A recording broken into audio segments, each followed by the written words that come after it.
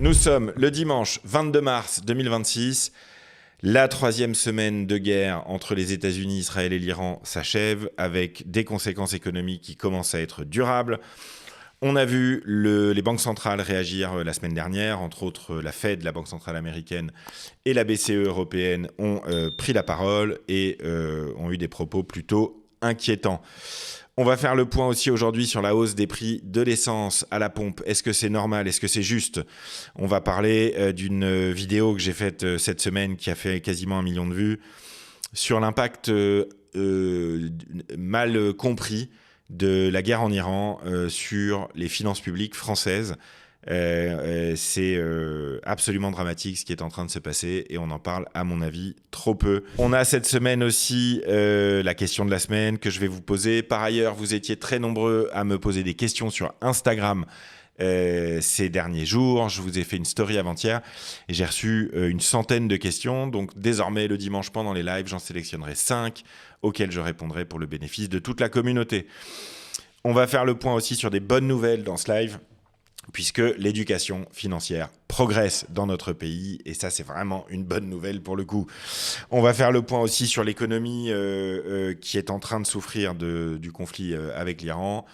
On fera le point sur les marchés financiers, bien sûr, et sur le sujet qui m'importe beaucoup en ce moment, d'essayer de vous donner les moyens de mieux comprendre le monde, de mieux comprendre l'économie, de mieux comprendre les différents comportements des grands dirigeants de ce monde, pourquoi il se passe ce qu'il se passe, pour vous permettre d'agir davantage. Le pouvoir d'achat, c'est bien. Le pouvoir d'agir en plus, c'est encore mieux. Et on a parlé depuis le début de l'année pas mal de la situation de la France d'un point de vue économique. On a parlé aussi de la situation des États-Unis dans ces lives. Il y a les replays qui sont disponibles sur ma chaîne YouTube. Et on ne pouvait pas entamer cette année 2026 sans faire un point complet sur la Chine, ce qu'on va faire aujourd'hui. Un pays qui est très important pour moi, parce que j'y suis allé une petite dizaine de fois. Mon frère y vit depuis plus de 20 ans. J'ai fait un stage d'1 an aussi au Kyrgyzstan en 2005, juste à côté de la Chine. Et c'est un marché très important actuellement pour comprendre l'évolution tout simplement économique dans laquelle on est et comprendre comment ça va vous impacter. Est-ce qu'il faut avoir peur de la Chine? Ma réponse, c'est oui, mais sans doute pas pour les raisons les raisons que vous avez en tête. On va en parler évidemment dans ce live. Alors, je commence ce live par, avant de faire le point sur les marchés et la news de la semaine, je commence par vous poser à vous dans le chat la question de la semaine. Je vais vous laisser débattre sur cette question pendant le live. Et merci Fabien, vous me faites vraiment beaucoup marrer dans le chat. Merci beaucoup, ça remonte le moral. T'inquiète, on a fait un morpion et on a joué à 1, 2, 3 soleil en attendant que tu réussisses à lancer ton live. Merci beaucoup. La question que moi je vous pose cette semaine et à laquelle je répondrai à la fin du live, c'est: est-ce que vous pensez que votre mère MAIRE peut avoir un impact sur votre pouvoir d'achat? C'est la question que moi je vous pose aujourd'hui, 22 mars. C'est le deuxième tour évidemment des élections municipales en France. Donc beaucoup de nouveaux maires vont être élus. Et je vous demande donc, est-ce que vous pensez que votre maire a un impact MAIRE sur votre pouvoir d'achat? Je vous donnerai la réponse en fin de live. Voilà, et je vous laisse débattre évidemment pendant ce temps-là. Ouais, super le chat. Alors, je commence tout de suite par vos questions. Donc, j'ai retenu 5 questions que vous m'avez posées sur Instagram cette semaine. Et j'essaierai de faire ça tous les dimanches désormais, de répondre donc aux questions que vous me posez. Alors, est-ce qu'il vaut mieux investir en euros ou en dollars à long terme? Eh bien, la réponse est, pour l'instant, à long terme, en théorie, ça ne change pas grand-chose pour vos investissements. Force est de constater que l'année dernière, ça a eu un très gros impact puisque vous êtes très nombreux en euros en France à investir sur des ETF, par exemple sur les marchés américains, donc en dollars. L'an dernier, le dollar a perdu pas mal de valeur, d'à peu près 15% par rapport à l'euro. Et donc, la performance des ETF, par exemple S&P 500 en euros, était beaucoup plus faible que la performance des ETF S&P 500 en dollars, donc le taux de change pour vos investissements, ça peut être à court terme un paramètre important. Par exemple, depuis le début de l'année, le S&P 500 américain perd 5% à peu près depuis le début de l'année 2026 en dollars, mais en euros, c'est 2,5 de baisse, puisque le dollar a repris de la valeur par rapport à l'euro. Donc à long terme, on dit que souvent ça ne change pas grand-chose. Néanmoins, à court terme, ça peut avoir un gros impact. Et donc, la solution, si vous investissez en euros dans des actifs en dollars, c'est d'acheter des ETF couverts contre le risque de change. Ça existe, ça annule, entre guillemets, l'impact du change dans la performance. En général, il y a un petit frais supplémentaire, mais c'est pas dingue comme frais supplémentaire. Donc, si vous n'avez pas de vision sur l'évolution des monnaies, eh bien, le mieux, c'est de prendre des ETF couverts contre le risque de change. Ça vous permet de ne pas avoir ce paramètre à prendre en compte. Deuxième question, comment décider de la répartition de ces ETF ? Le critère principal, à mon avis, que vous devez avoir quand vous répartissez votre portefeuille dans différents ETF, c'est d'abord la diversification. Donc, vérifiez que votre portefeuille est suffisamment bien diversifié, que les ETF ne se chevauchent pas. Par exemple, si vous achetez un ETF MSCI World, donc monde MSCI, et un ETF S&P 500, il y a beaucoup de doublons. Donc, il faut faire attention aux doublons quand vous décidez de la répartition entre vos ETF. Ensuite, et ça, j'en parle dans le cahier d'activité qui va sortir bientôt, et c'est un sujet qui est souvent abordé aussi par le prince des ETF, eh bien, vous devez avoir dans cette répartition de vos ETF des ETF de cœur de portefeuille, donc les ETF les plus importants. Et là, je vous encourage à avoir le plus large possible, soit un ETF extrêmement diversifié du monde entier type ACWI, FTSE All World avec plus de 3000, 4000 entreprises, ou alors vous choisissez un ETF États-Unis, un ETF Europe, un ETF marché émergent par exemple, pour bien couvrir. Et en satellite, donc le cœur de votre portefeuille, la majorité de votre portefeuille, ça va être des ETF très larges. Et autour de ça, vous allez pouvoir avoir des ETF donc beaucoup moins importants en termes de pourcentage de votre portefeuille, mais différents, par exemple, sur des thématiques. En ce moment, on parle beaucoup de l'énergie, du quantique, de la santé, enfin tous les secteurs dont on a déjà parlé dans ces émissions. Donc la répartition de vos ETF, ça doit être un cœur de portefeuille le plus large possible, le plus diversifié possible, et autour, quelques convictions si vous en avez. Il y a une chose qui est sûre, c'est que la répartition de vos ETF, ça doit être des ETF que vous comprenez. Voilà, c'est un élément absolument déterminant. Comment savoir, troisième question, comment savoir si on est bien diversifié ? Eh bien, il existe des tests déjà, il y a plein de sites sur lesquels vous pouvez tester le niveau de diversification de votre portefeuille. Moi, je vous encourage à aller sur Reddit dans vos finances et à demander l'avis de la communauté. Il y a aussi des créatrices et créateurs de contenu que je mentionne très souvent, entre autres dans ce cahier d'activité qui va ressortir dans sa version débutant et aussi sortir une version intermédiaire qu'on a fini de préparer cette semaine. Et là-dedans, je vous mets toutes les créatrices et créateurs de contenu qui peuvent répondre tout simplement, souvent sur les réseaux sociaux ou dans leurs émissions sur un portefeuille précis. Et ce qui est certain, c'est que la première chose à faire pour savoir si votre portefeuille est bien diversifié, c'est de vous poser la question. On a coutume de dire en théorie qu'à partir d'une quinzaine, d'une vingtaine de titres différents, de secteurs différents et de pays différents, on commence à être bien diversifié. Mais le mieux, ça reste quand même encore de tester votre portefeuille.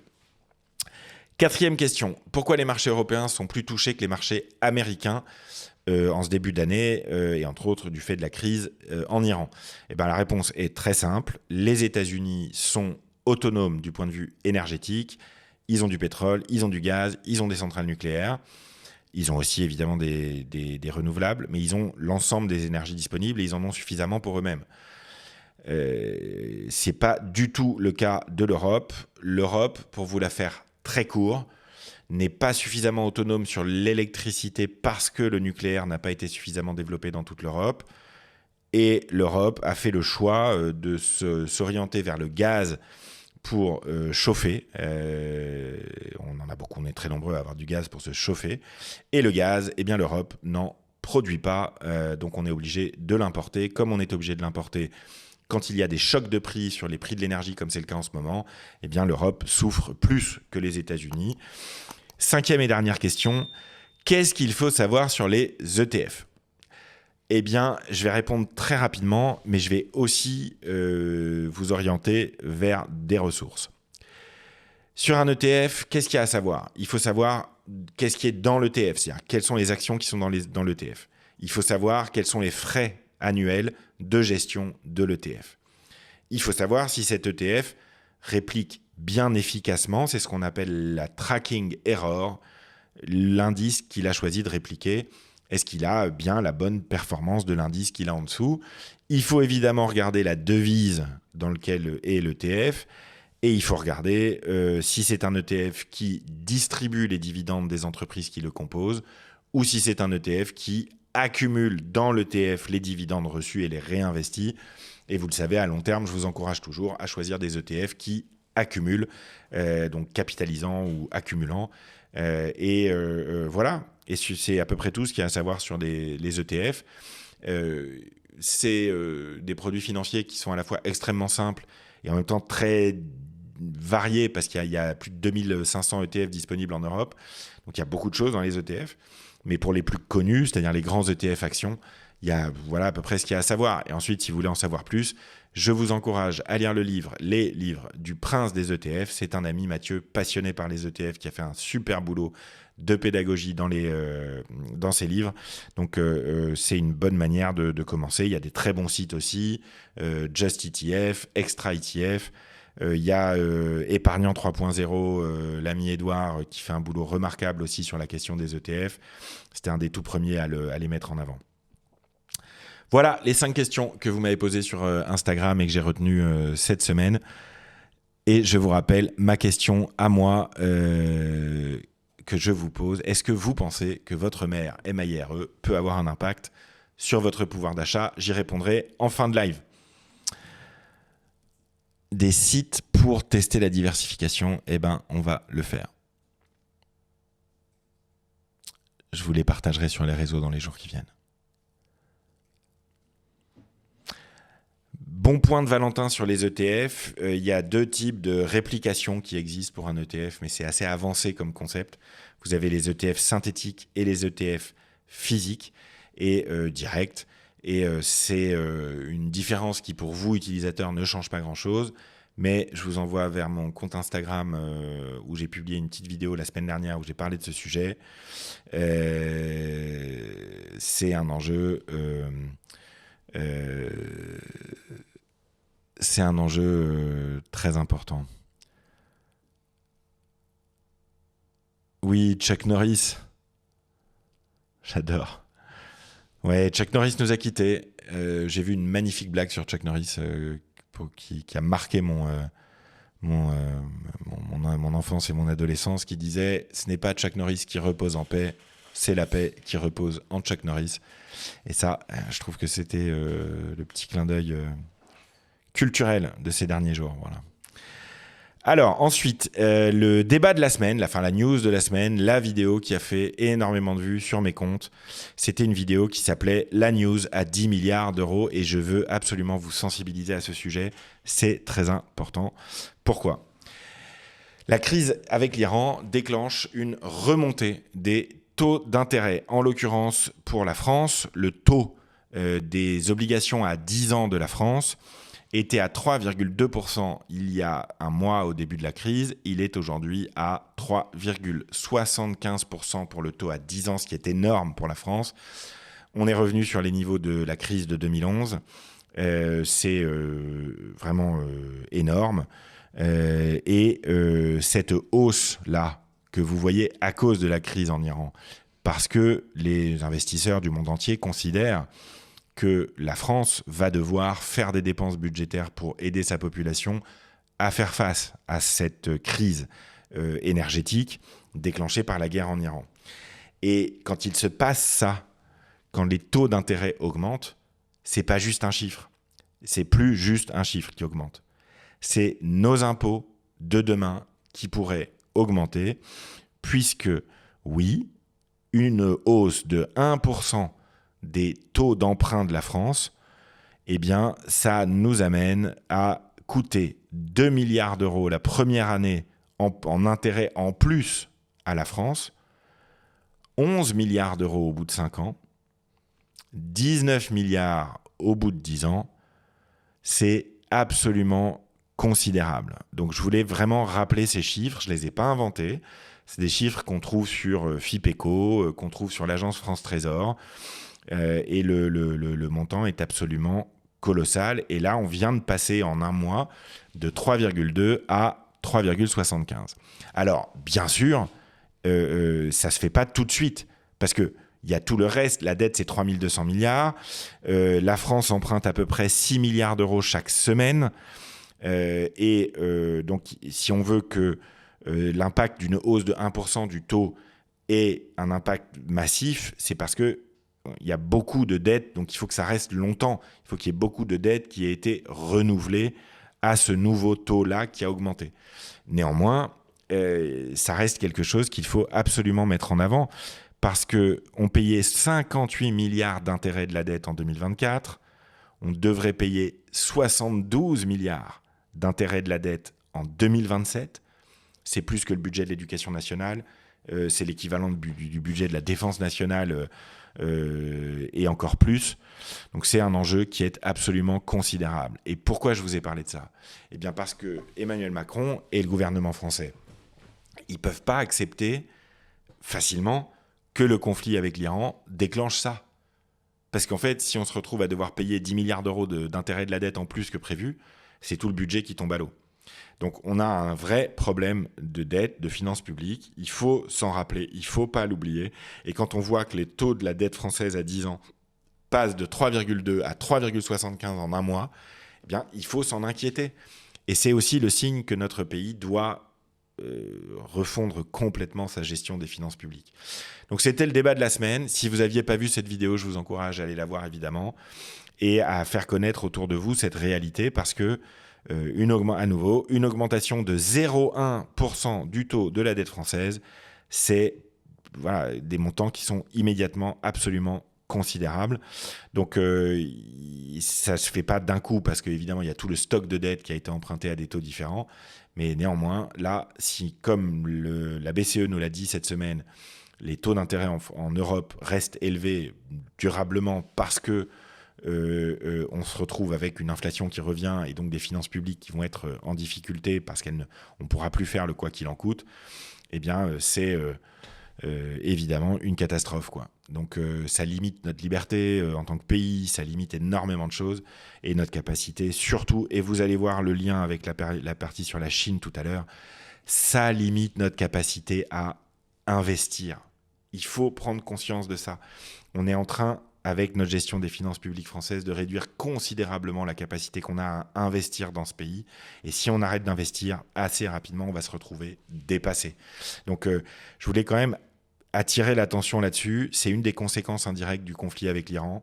Et il me semble que c'est très important de le rappeler à toutes et à tous et de ne pas oublier que la dette, ce n'est pas uniquement une fois par an qu'on en parle quand il y a le débat budgétaire, ou ce n'est pas quand notre ami Bayrou pète un plomb. Il faut en parler maintenant tout le temps. Donc ça, c'était le débat de la semaine. Et oui, la guerre en Iran a un impact direct sur vos impôts à terme puisque ça va augmenter la charge d'intérêt de la dette. Ce qui m'amène à la citation de la semaine. Rapidement, c'est un super débat sur le site du Figaro avec... merci pour vos questions dans le chat, j'y répondrai tout à l'heure. Avec Nicolas Bavrez, qui est un éditorialiste et économiste, voilà, qui est très fort pour comprendre les dynamiques. Et il débattait avec le patron de la BPI, Nicolas Dufour, que j'aime beaucoup, qui prend la parole ces derniers temps de manière absolument remarquable. Et la citation de la semaine, donc, c'est Nicolas Bavrez dans le club Le Figaro, il y a quelques jours, qui nous dit « 57% des ménages français dépendent des aides sociales. C'est pour ça que, politiquement, il est difficile de réduire les dépenses publiques. Mais ça nous mène à l'étranglement financier. Si on continue comme ça, on va être sous la tutelle du FMI, comme l'Italie l'a été. » Voilà ce que nous dit Nicolas Bavrez. Et moi, je viens de vous dire qu'avec la hausse des taux d'intérêt liée à la guerre en Iran, ça va nous coûter encore plus cher sur les finances publiques. Là, vous voyez que 57% des ménages dépendent des aides sociales en France. Et donc, on se retrouve assez rapidement dans une situation de blocage, puisque une large partie de la population française dépend des aides sociales et de ce qu'on pourrait appeler le quoi qu'il en coûte, c'est-à-dire le fait que l'État dépense pour aider les ménages et les entreprises. Et de l'autre, on voit bien qu'on a tellement de dettes que de plus en plus, les intérêts de la dette nous coûtent très très cher, qu'on a arrêté d'investir à cause de ça dans ce pays. Je vous rappelle que le budget 2026 comporte que 2% d'investissement, c'est une catastrophe. Et donc, on a une situation économique qui est en train de se durcir très fort en France. Il va falloir qu'on réussisse à réformer notre pays et c'est la gestion de ses finances publiques, parce que sinon, on va droit vers des troubles sociaux. Voilà, c'est pas gai, mais il me semblait important de rappeler ces sujets-là, qui sont assez rapidement oubliés quand le débat budgétaire passe. Donc c'est la citation de la semaine et la news de la semaine. La situation des finances publiques en France, c'est un vrai grave problème. Ça nous rend vulnérables à des crises comme celle qu'on vit actuellement en Iran. Ça peut nous obliger, par exemple, à devoir aller libérer le détroit d'Ormuz pour que ça s'arrête. Voilà, c'est un enjeu absolument considérable. Alors, maintenant, un point rapide sur les marchés financiers. En ce dimanche 22 mars, avant de passer à la Chine. Donc, l'indice mondial MSCI World, qui est très centré sur les États-Unis, perd 2% la semaine dernière, 4% depuis le début de l'année. Le S&P 500, le Nasdaq, c'est pareil. Le CAC 40, à peu de choses près, c'est pareil. On est sur du -2, -2,5, -3 la semaine dernière, ce qui amène l'ensemble des grands marchés développés à être en recul d'à peu près 5-6% depuis le début de l'année 2026. Je rappelle qu'ils ont pris énormément l'an dernier et l'année d'avant, que l'ensemble des marchés financiers étaient au plus haut il y a encore un mois sur à peu près tous les grands pays développés, et que donc il est parfaitement normal qu'à un moment où la situation économique est très tendue à cause de l'explosion des prix du pétrole et du gaz, eh bien que ça nous amène à faire baisser un peu les marchés. On en est à 3 semaines de guerre. Tout l'enjeu, c'est combien de temps ça va durer. Le Bitcoin, lui, reste à peu près stable cette semaine. Bon, il oscille autour des $70 000 le Bitcoin. La grosse news de la semaine du point de vue des mouvements, c'était l'or qui a perdu donc 10% cette semaine, redescendu à $4 500 l'once.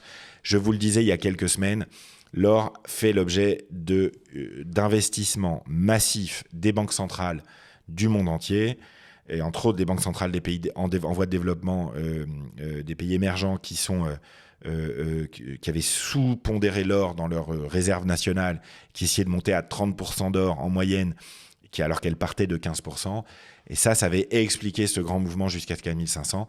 Je vous l'ai dit ensuite, à partir de décembre, il y a eu une vague colossale de spéculation sur l'or. Et là, on s'est retrouvé dans une situation où l'or est redescendu à $4 500, ce qui, à mon avis, est son niveau plus normal.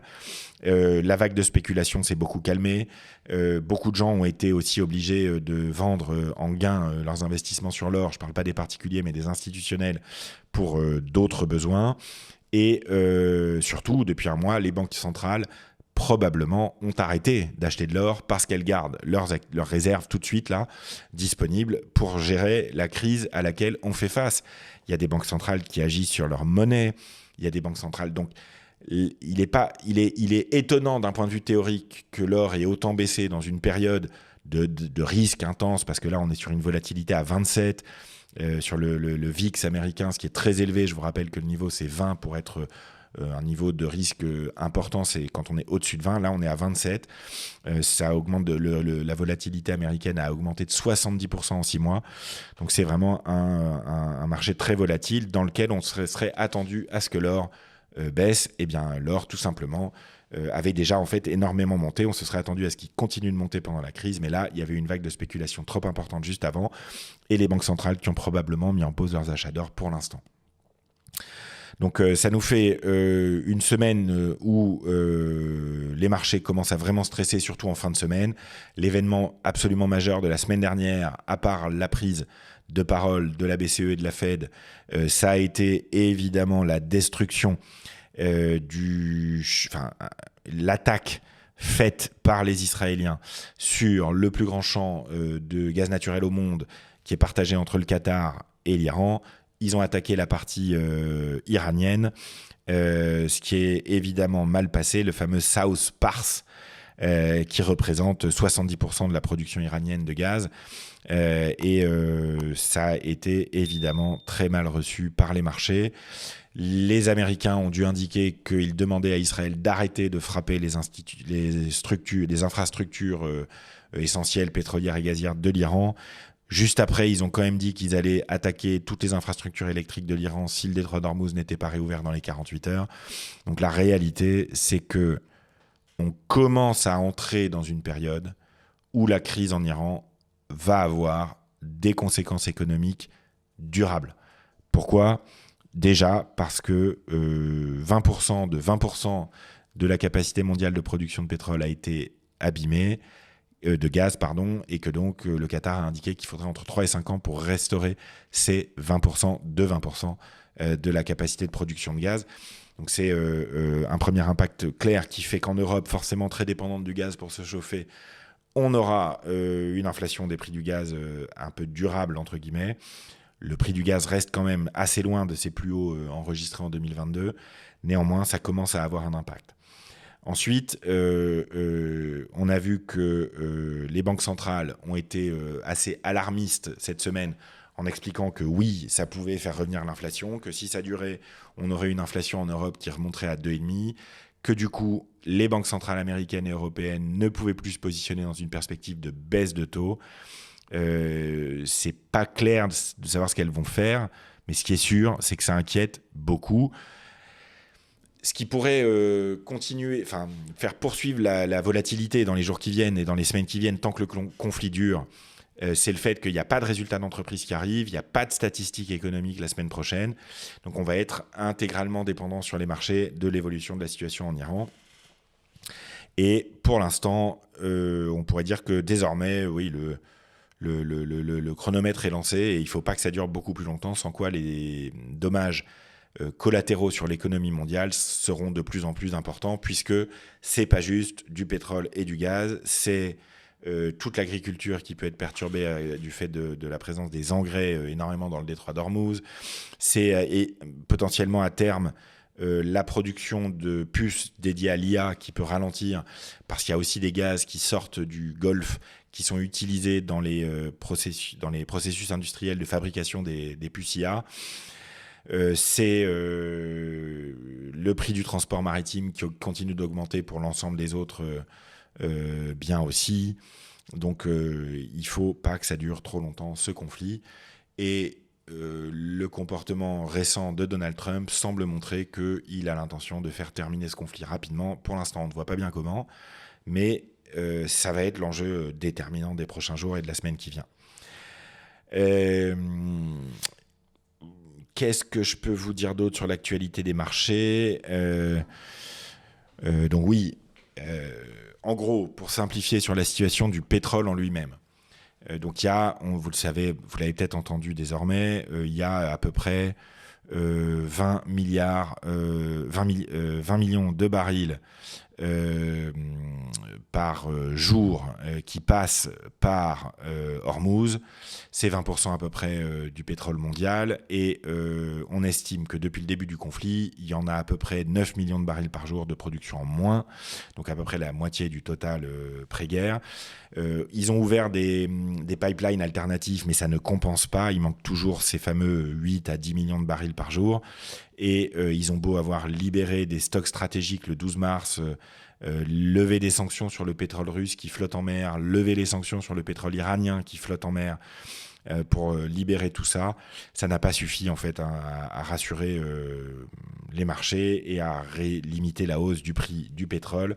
On se retrouve avec un pétrole qui était à $112 et qui tourne autour des $100. Donc c'est des montants évidemment très importants pour le baril de pétrole. Surtout, c'est une hausse de 70% depuis le début de l'année. Donc c'est absolument considérable. Sur le marché américain, les cours de l'essence et du kérosène ont augmenté de 50% depuis le début du conflit. le diesel de 65%, le fuel de 85%. Donc les impacts sont très importants. On pourrait se retrouver avec une inflation en Europe à 2,6% dès cette année, alors qu'on était parti pour être largement en dessous des 2. Ça pourrait abîmer la croissance en Europe aussi. Donc c'est une situation qui est très importante. Question que vous m'avez posée cette semaine, est-ce qu'il est normal que le prix de l'essence ait autant augmenté à la pompe en si peu de temps, voilà, en 3 semaines, 1 mois?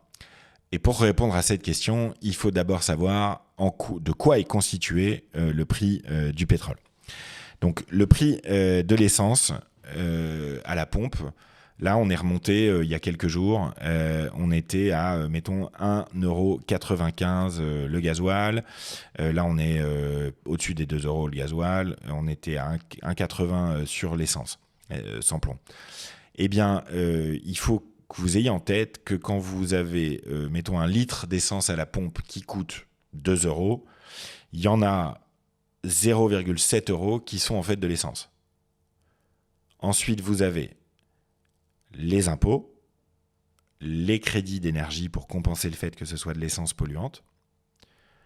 Ensuite, vous avez l'ancienne taxe flottante sur le pétrole, là aussi dédiée à la transition écologique, qui représente autant, c'est-à-dire 0,7.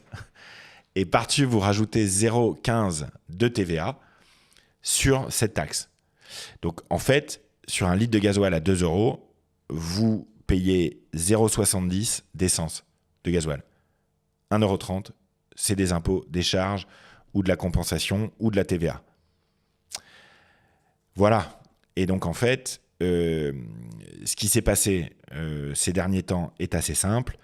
Le gouvernement n'a pas souhaité baisser les impôts sur l'essence, sur le pétrole, et les distributeurs de pétrole et d'essence et les stations sont coincés parce qu'ils sont obligés d'anticiper ce que ça va leur coûter dans quelques temps d'acheter davantage de pétrole parce que les prix ont explosé sur le marché de gros.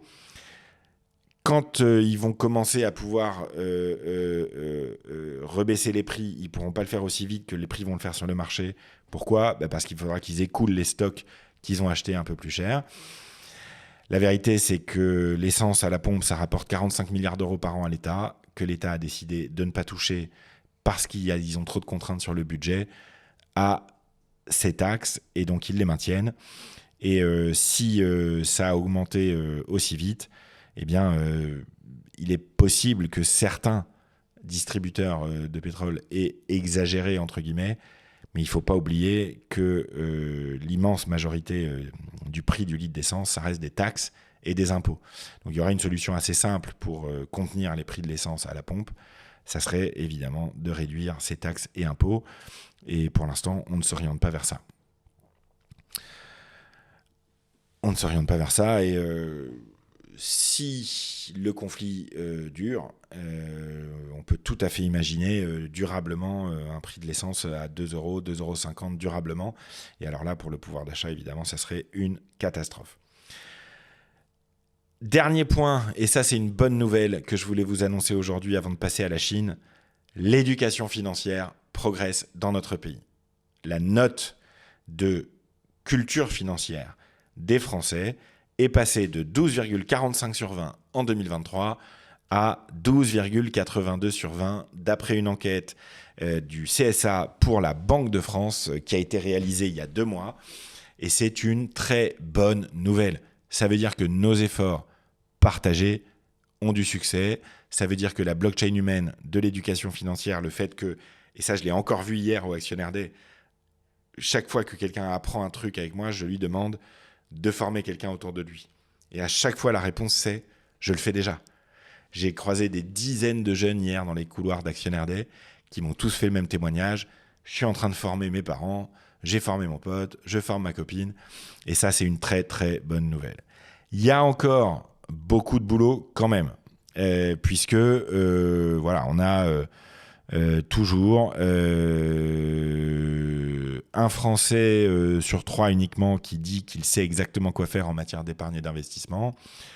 On a aussi des laissés pour compte pour l'instant du mouvement en cours, à savoir les femmes qui sont moins touchées par le mouvement d'éducation financière que les hommes actuellement. Les jeunes des catégories populaires également semblent moins touchés par ce phénomène.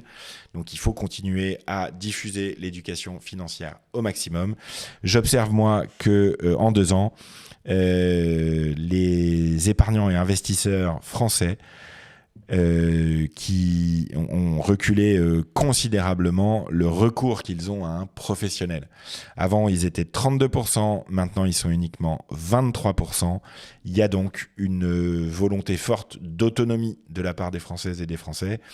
Et quand je vois le succès qu'a eu Actionnaire Day hier, avec des milliers de personnes à Station F un samedi pour parler d'investissement, quand je vois ce qui se passe sur les réseaux sociaux et quand je vois ce qui se passe dans la société française, le fait que, je vous rappelle, le nombre d'investisseurs en ETF a doublé en 1 an en France. On a en France la base d'investisseurs en ETF la plus jeune. Donc l'avenir de l'épargne et de l'investissement dans notre pays s'améliore.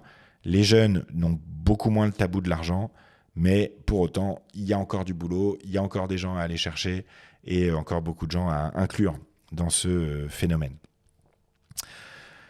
Voilà ce que je pouvais vous dire sur l'actualité de l'économie, des marchés financiers, de la bourse ces derniers jours. Et maintenant, je voulais faire avec vous un point sur l'économie chinoise. L'économie chinoise joue un rôle absolument déterminant dans le monde.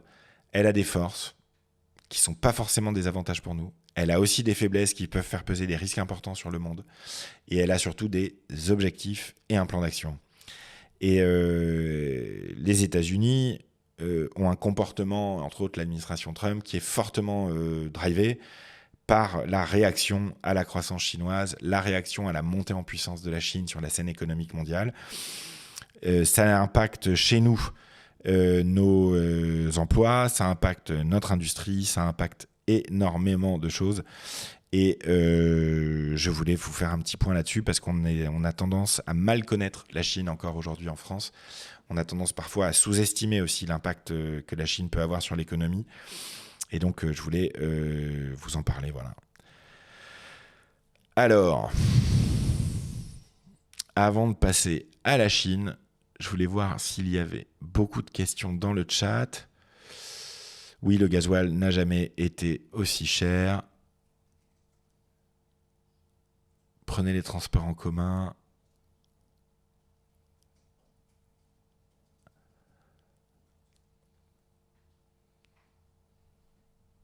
Ah, il est clair, Vincent, que le grand gagnant, entre guillemets, financier en France de la hausse des prix de l'essence, c'est l'État. Quand vous avez les taxes qui représentent une part aussi importante dans le prix de quelque chose, eh bien, les taxes étant calculées en pourcentage, c'est absolument énorme. Donc oui, c'est l'État français, puisque aujourd'hui, les taxes, en gros, c'est 50% du prix du gasoil et 55% du prix du S&P 500, du samplon 95. Donc oui, c'est très clairement... voilà, il faut imaginer que sur 1 litre d'essence, il y a à peu près 15% de distribution et de marge, quoi. Donc c'est très très limité en fait. Et les distributeurs, ils peuvent impacter de quelques centimes, mais les gens qui pourraient vraiment changer le prix de l'essence en France, c'est l'État, et ils ont décidé de ne pas le faire. Ils ont trop besoin de l'argent pour continuer à faire tourner un État obèse qui malheureusement n'arrive plus à servir les gens suffisamment efficacement.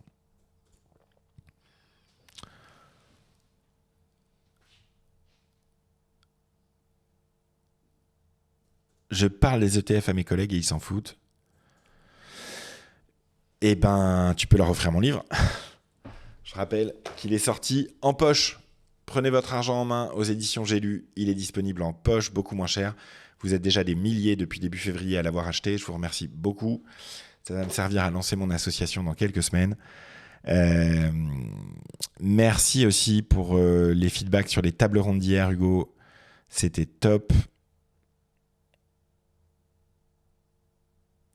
Que conseilles-tu de faire ?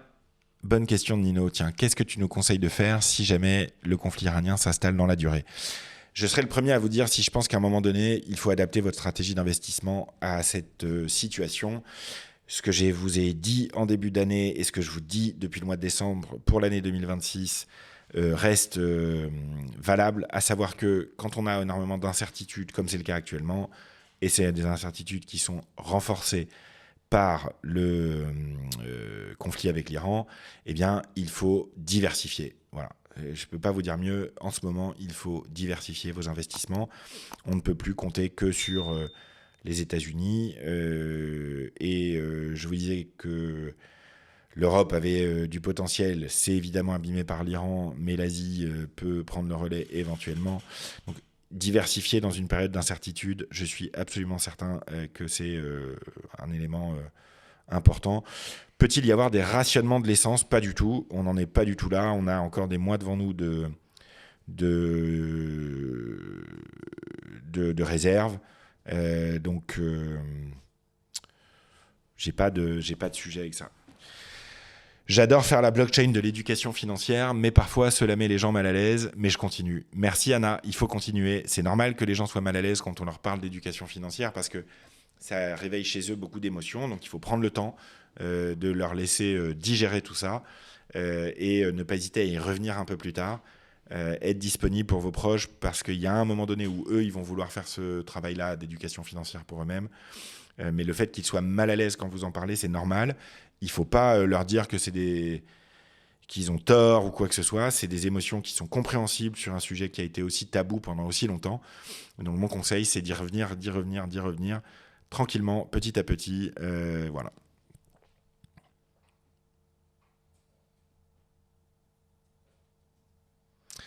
Oui, si l'escalade se poursuit, Sken, c'est tout à fait possible que les marchés commencent à baisser un peu plus fort. Surtout que la semaine prochaine, on n'aura pas de facteur positif puisqu'il n'y a pas de données économiques importantes attendues, il n'y a pas de résultats d'entreprise. Donc effectivement, la pression peut s'accentuer sur les marchés. Je vous rappelle que les performances des marchés financiers depuis 3 ans sont exceptionnelles, que là, on perd entre 4 et 5% depuis le début de l'année. Ça change absolument rien pour l'instant à vos stratégies d'investissement. Dès qu'ils se foutent de moi quand je leur dis de lire des livres sur la finance ou quand moi je lis des livres sur la finance, eh bien dis-leur de lire des livres sur l'argent et sur leur argent. Je pense que c'est une bonne manière de les toucher, parler davantage d'argent, de pouvoir d'achat que de finance. La finance, ça fait un peu peur, alors que l'argent, on y est tous confrontés tous les jours.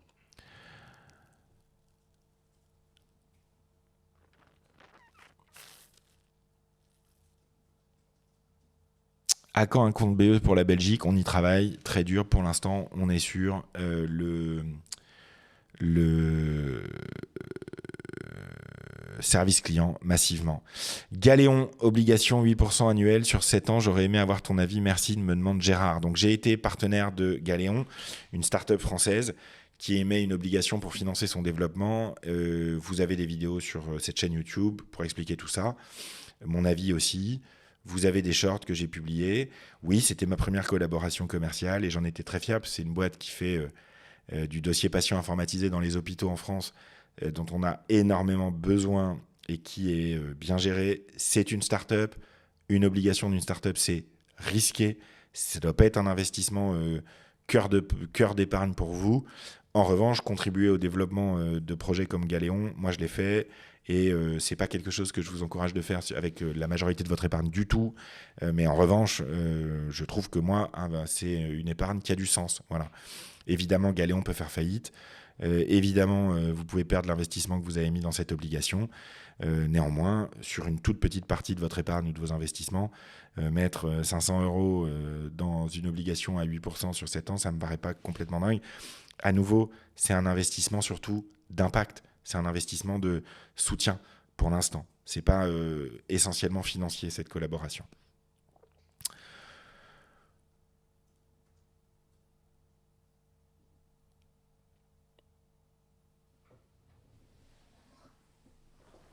Ah oui, des pays d'Asie sont rationnés en essence, des coupures de courant, etc. Mais ce n'est pas du tout le cas chez nous.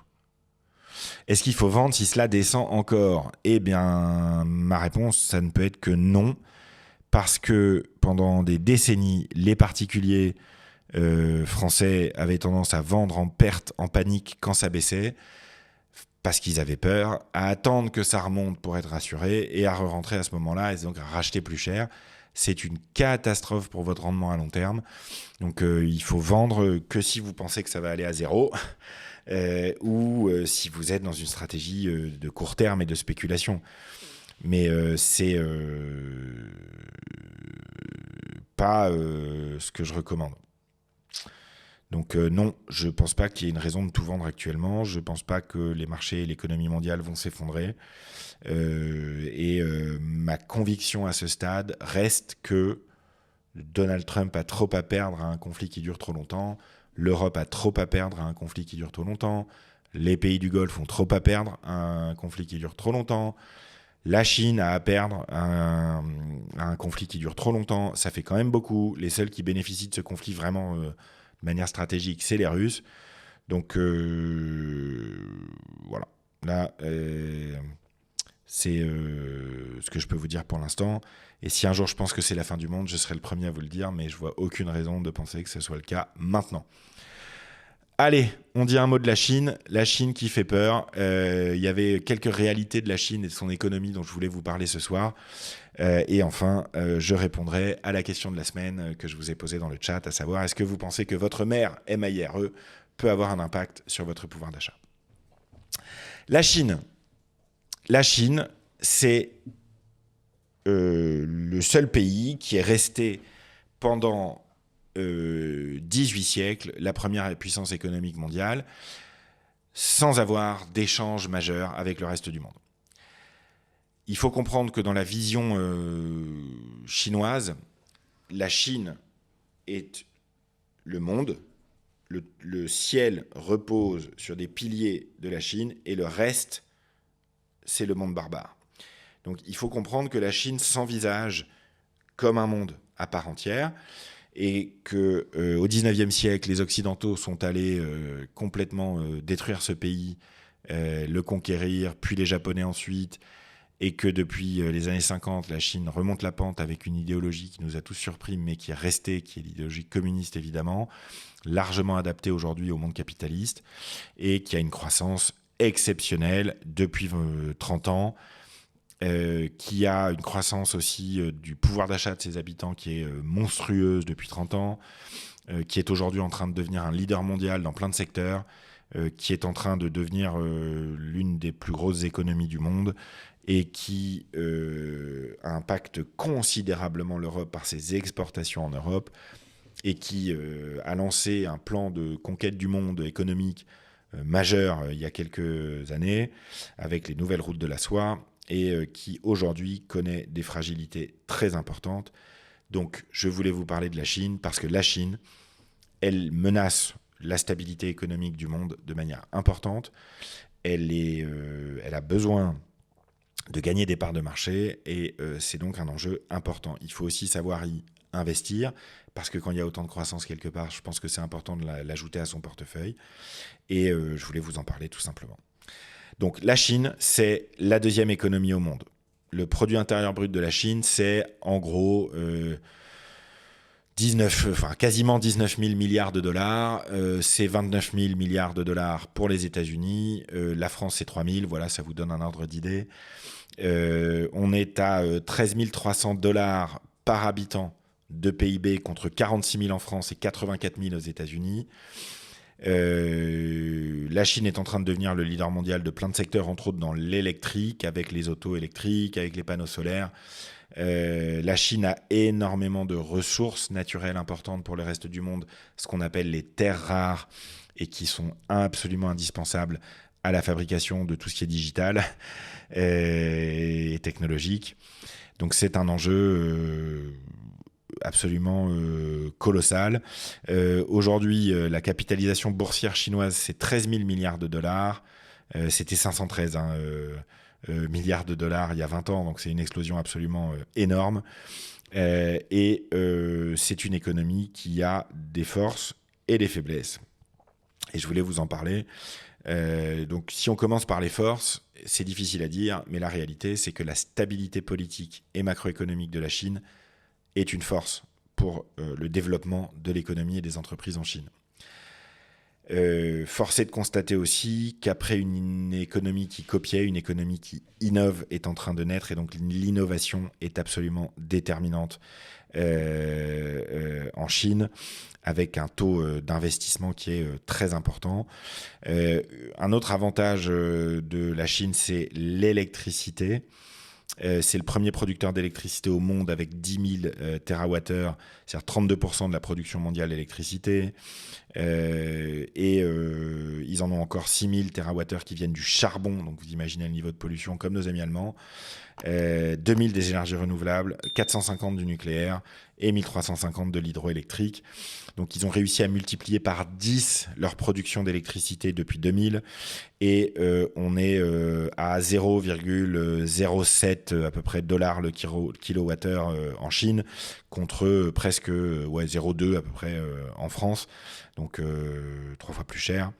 Il faut avoir en tête que la Chine, en 2024, a déposé 1 800 000 brevets, contre 500 000 pour les États-Unis, 400 000 pour le Japon, 50 000 pour la France, alors qu'on est 7e.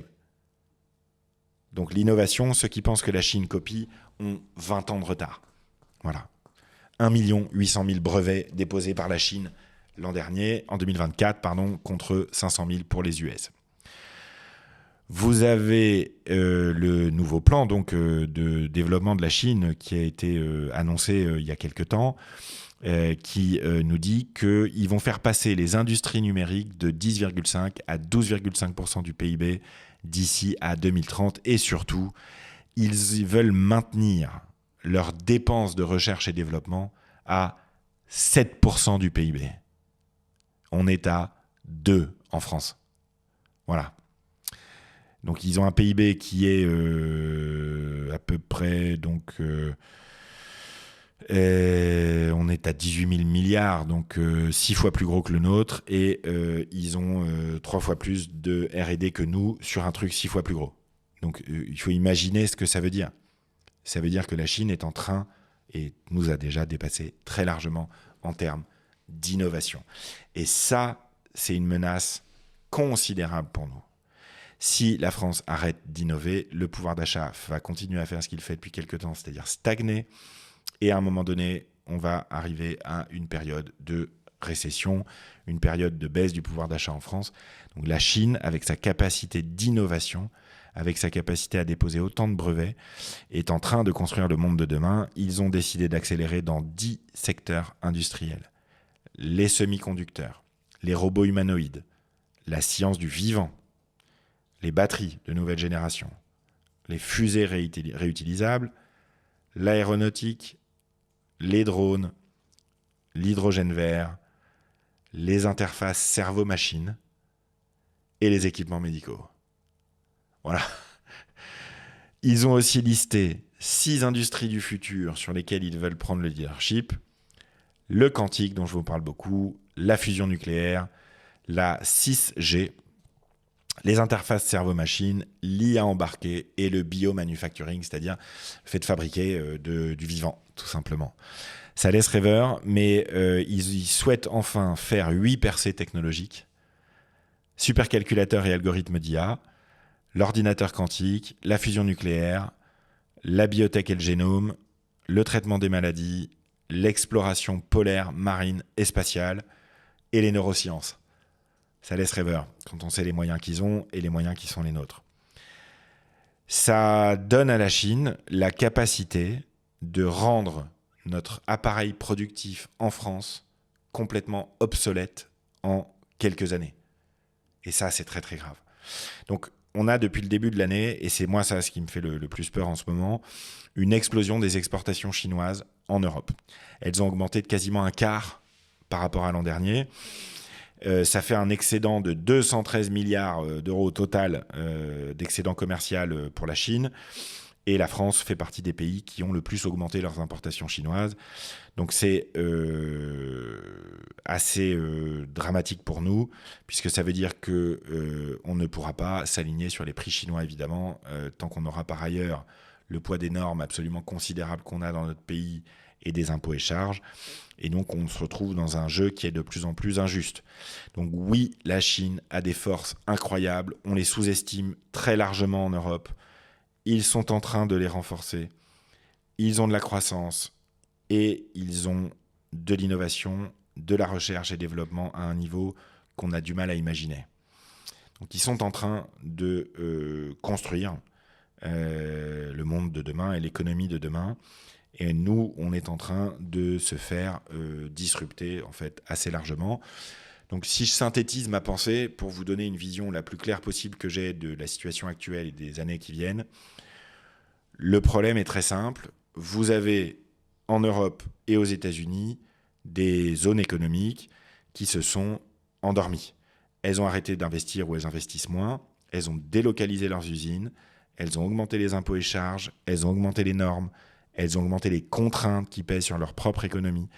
Et comme elles n'ont pas su redistribuer davantage en pouvoir d'achat aux gens, entre autres en Europe, elles sont obligées de maintenir des prix bas et pour ça, elles sont obligées d'importer d'Asie. Donc en fait, c'est un cercle vicieux qui s'est enclenché et qui se termine par un appauvrissement de la population européenne. C'est pour ça que je m'investis autant aussi dans l'éducation financière, parce qu'il me semble que quand on aura de moins en moins d'une ressource, à savoir l'argent, il faut apprendre à mieux s'en servir.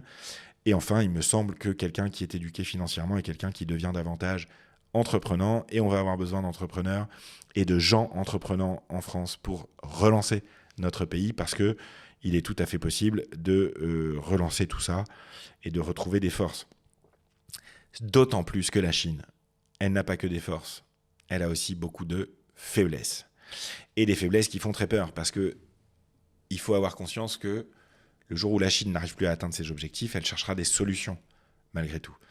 Donc la réalité en Chine, c'est qu'il y a toutes les forces que je vous ai données, qui sont incroyables. Et il y a aussi des faiblesses complètement incroyables. La première faiblesse de l'économie chinoise, c'est l'immobilier. L'immobilier, ça a été une bulle absolument considérable, tout simplement. Et on se retrouve aujourd'hui en Chine avec à peu près 50 millions, j'ai bien dit millions, de logements inoccupés. Je ne sais pas si vous imaginez, c'est 20% à peu près des logements urbains qui sont inoccupés. Ensuite, vous avez 20 millions de logements qui ont été vendus à des gens, mais dont le chantier n'a pas été terminé. 20 millions de logements vendus à des gens, mais jamais finis. Pourquoi ? Parce qu'évidemment, les promoteurs immobiliers en Chine ont accumulé des centaines, pour ne pas dire des milliers, de milliards d'euros de dettes. C'est à peine croyable. Ça crée un risque systémique pour l'économie, tout simplement, parce que y a les banques derrière qui ont prêté aux promoteurs immobiliers, qui peuvent se retrouver à faire défaut elles aussi. Il y a les collectivités locales chinoises qui sont très endettées aussi, qui dépendent en partie des impôts fonciers, etc., et donc qui peuvent se retrouver en difficulté. Ça pose un problème énorme, évidemment, parce que vous imaginez 20 millions de Chinois qui ont acheté un appart, mais qui ne peuvent pas y habiter parce qu'il n'est pas terminé. Et donc, financièrement, pour ces gens-là, c'est de l'investissement en moins, c'est de l'épargne en moins, c'est donc du développement en moins. Le marché immobilier pose un problème absolument systémique aussi. Pourquoi ? Parce que les prix de l'immobilier, parce qu'il y en a beaucoup trop, n'arrêtent pas de baisser en Chine. Et on parle de baisse quand même très importante, quoi. Il y a des endroits où la chute des prix, on parle de 15%, 20% de baisse. 62 des 70 plus grandes villes chinoises qui voient leur prix baisser, le prix de l'immobilier baisser. Et le problème, c'est que 80% des actifs des particuliers en Chine, c'est de l'immobilier. Donc en fait, la baisse de l'immobilier, c'est une baisse du patrimoine des Chinois. C'est des promoteurs qui peuvent faire faillite et donc un impact absolument considérable, puisque il faut avoir qu'à un moment donné, quand même, l'immobilier, ça a été jusqu'à 30% du PIB chinois. C'est énorme. Donc Si vous vous rappelez, pour les plus âgés d'entre vous, de la crise immobilière en Espagne au début de la décennie 2010, qu'ils avaient trop construit et de promoteurs immobiliers qui étaient en difficulté, bon bah là vous multipliez par je ne sais pas combien, peut-être 100 l'impact potentiel. Et c'est le risque qui pèse sur la Chine. C'est probablement le risque le plus important. Le gouvernement chinois essaye de faire sortir l'industrie immobilière chinoise de cette situation en les aidant à terminer les chantiers déjà payés, en rachetant des logements inoccupés, essayant de favoriser le crédit, etc., etc. Mais la vérité, c'est qu'avec 50 millions de logements inoccupés, il y a énormément de promoteurs qui sont en difficulté et qui vont le rester. D'autant plus que on a le deuxième plus gros problème de la Chine qui est renforcé par ce problème immobilier, qui est l'absence de croissance suffisante de la demande intérieure. Les Chinois produisent énormément, mais il n'y a pas suffisamment de consommation en Chine. Pourtant, le FMI avait demandé à la Chine de faire un effort là-dessus. Mais la réalité, c'est que vous avez une natalité qui est au plus bas depuis 1950 en Chine. Donc, la consommation intérieure a du mal à se développer, d'autant que quand ils ont augmenté leur patrimoine et leur pouvoir d'achat, ils l'ont mis dans l'immobilier. Immobilier qui a fait une bulle et qui est en train de baisser actuellement. Donc c'est un problème très important pour l'économie chinoise. Il y a un troisième problème structurel de la Chine qui est l'endettement de manière générale, à la fois du secteur immobilier, mais aussi des collectivités locales qui sont extrêmement endettées en Chine pour financer le développement des infrastructures. Et donc vous avez un pays qui est en surchauffe.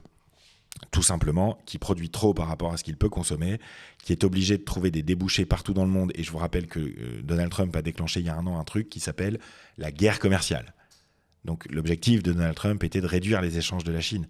Or, la Chine est très dépendante des exportations.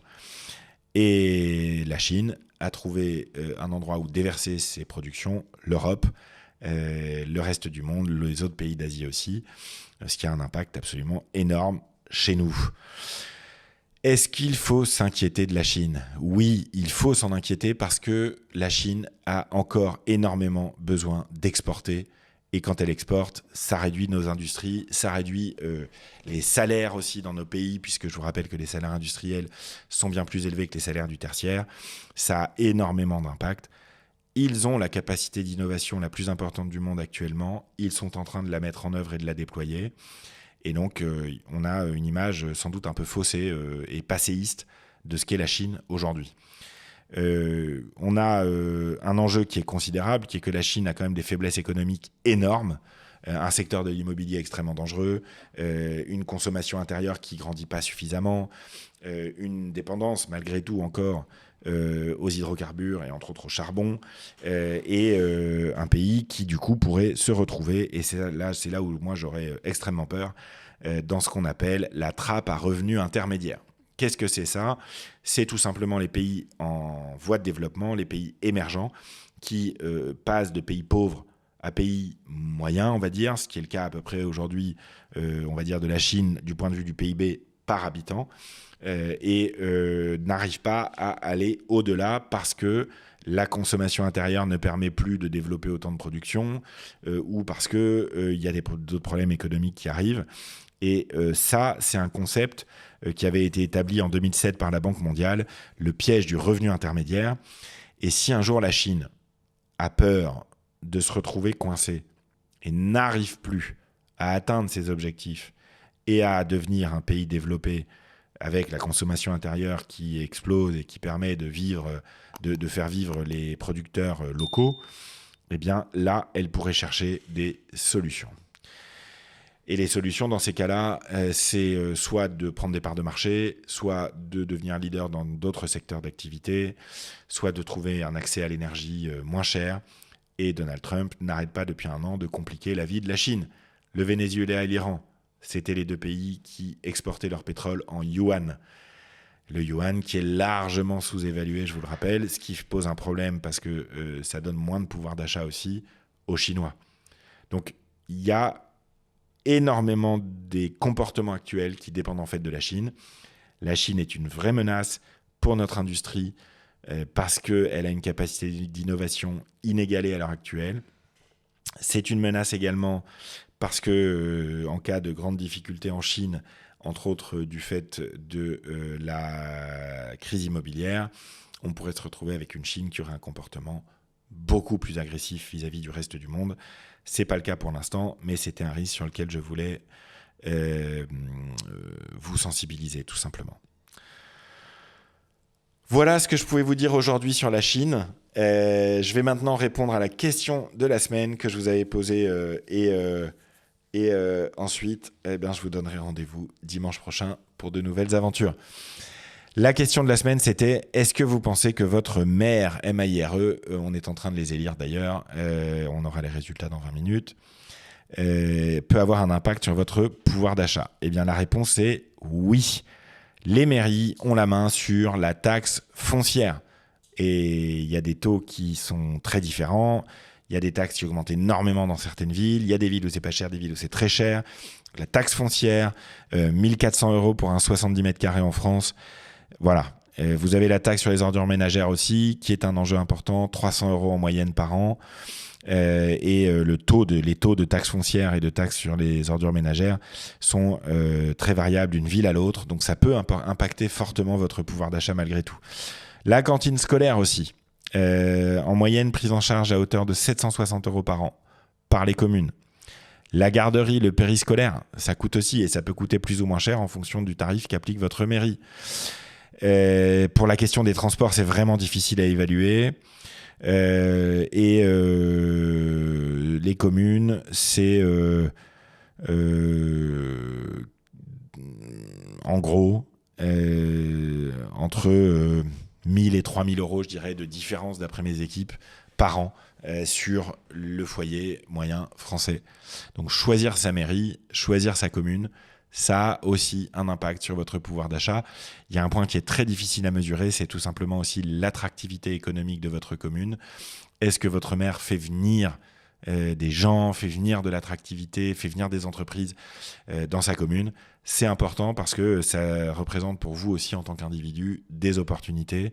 Donc entre les taxes, les services au public qui sont payants et l'attractivité économique, avoir un bon maire, c'est pas tout à fait anodin. Voilà, je voulais quand même vous le rappeler parce que quand on parle d'une différence de 1 000 à 3 000 € par an, en France, pour beaucoup de gens, 1 000 à 3 000 € par an de différence, c'est beaucoup, tout simplement. Voilà les amis, ce que je pouvais vous dire aujourd'hui.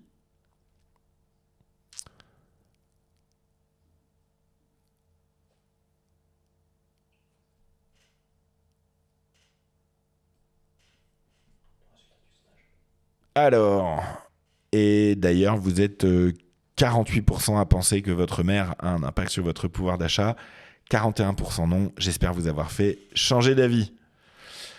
Voilà, désolé pour le démarrage un peu difficile de ce live. J'espère que la qualité est restée bonne malgré tout du long. De toute façon, on déménage. Donc, c'est la dernière fois que vous me voyez dans ce studio. On est en train de se mettre en place dans d'autres bureaux. Et chez moi aussi, je suis en train de faire des travaux pour avoir un studio chez moi, pour le dimanche pouvoir rester chez moi. C'est quand même mieux. Et je vous embrasse. Je vous souhaite de prendre votre argent en main. Je vous rappelle que le livre est disponible en poche et que j'ai besoin de vous pour le faire connaître au maximum. Je vous donne rendez-vous sur BFM Business demain matin, sur les réseaux évidemment pour le point hebdo aussi, et toute la semaine. N'hésitez pas si vous avez des questions. Et pour les ETF sur la Chine, je vous renvoie au Prince des ETF et à son livre, donc le guide des meilleurs ETF en 2026. Il y a tout dedans. C'est un sujet qui est très compliqué parce que investir en Chine, c'est pas simple. Il y a différents indices. Il y a entre autres le MSCI China, mais je vous renvoie là aux travaux du Prince des ETF, puisque il y a des différences importantes. C'est un marché complètement unique, le marché action en Chine, puisqu'il y a plein de différentes types d'entreprises, types d'actions. Voilà, c'est vraiment très spécifique.